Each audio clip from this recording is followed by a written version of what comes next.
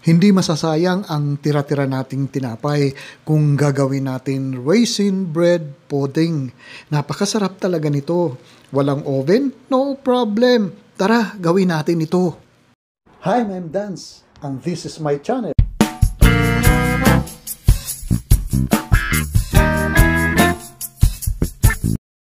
Una po sa lahat ay magkakaramelize muna tayo ng ating 3 tablespoon na sugar. I-spread lang po natin dito sa ating pan at pagkatapos ay sindihan natin ang apoy. Huwag muna nating hahaluin hanggat hindi nag-i-start mag-melt ang ating sugar dito. At ituloy-tuloy lang natin ang ating pag-melt ng ating sugar at kapag nag-start na mag-melt ay itel-telt lang natin ang ating pan o kaya haluin muna natin para magpantay-pantay po ang pagkatunaw ng ating asukal dito. Huwag nating hayaan na masunog ang ating sugar dito kasi sasama po ang lasa ng ating bread pudding mamaya. Agad-agad naman natin ibuhos ang ating mainit na caramelized sugar sa ating 7x4x3 na loaf pan at pagkatapos i-spread lang po natin sa bottom ng ating pan para meron po lahat ng caramelized sugar ang bottom ng ating pan at pagkatapos ay ilalagyan po natin ng raisins sa ilalim ng sa bottom ng ating pan kasabay doon sa ating caramelized sugar. At pagkatapos ay set aside muna natin, gawin naman natin ang ating old bread o ang ating tira-tirang mga tinapay. Loaf bread ang aking ginamit po dito at i-slice lang po natin into cubes ng ganito.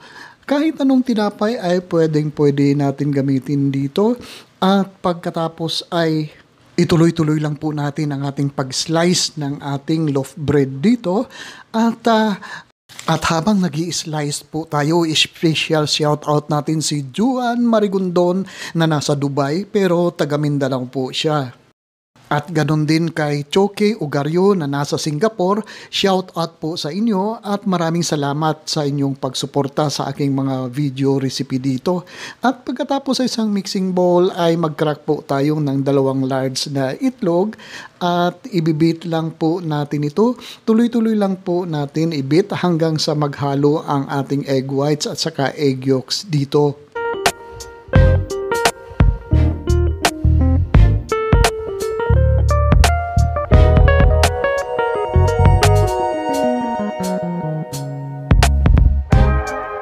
At habang hinahalo natin ang ating egg yolks at saka egg whites, ay idagdag naman natin ang ating 370 o isang malaking lata na evaporated milk dito at ituloy-tuloy lang po natin ang ating paghahalo. Halo lang ng halo lang ng halo hanggang sa mag-well combine lahat ang ating mga sangkap dito. Huwag lang nating kalimutan ang 1 teaspoon na vanilla essence at itutuloy-tuloy lang din natin ang ating paghahalo.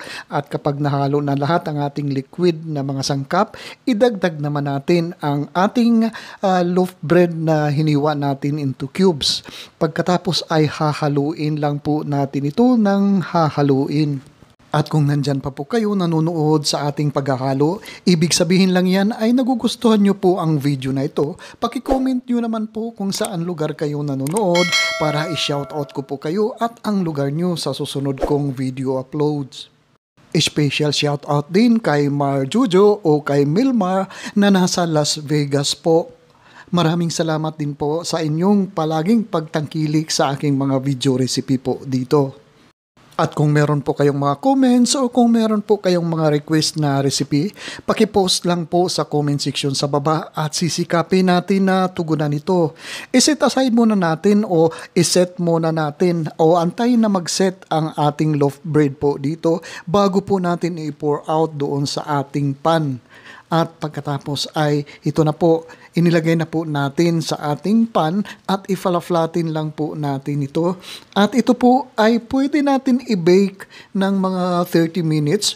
Pero itong ginawa ko po dahil yung iba ay wala pong oven, ay ginamit ko po, in-steam ko po ang ating bread pudding po dito. Tatakpan lang po natin ng aluminum foil at ilalagay natin sa ating steamer at i-steam lang po natin ito ng mga 30 minutes at i-check po natin ito kung ang ating bread pudding ay talagang luto na po.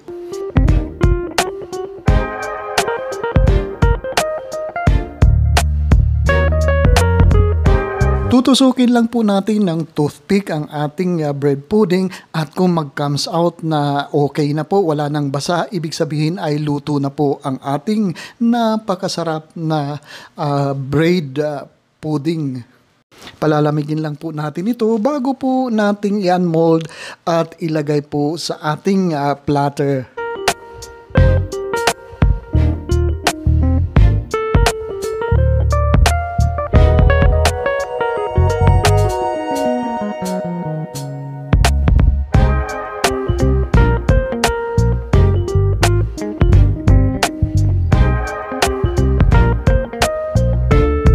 At ito na po ang ating napakasarap na raisin bread pudding na no bake po. Gamit lang po ang ating steamer. Steamed raisin bread pudding po ang ginawa natin, pero pwede po natin i-bake po ito. Mas mabango po sana kung i-bake po natin ito.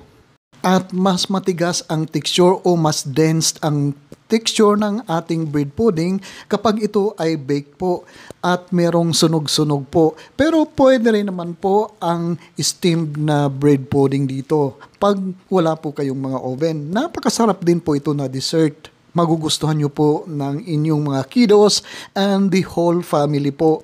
O diba, sabi ko kanina, hindi masasayang po ang inyong mga tira-tirang mga tinapay.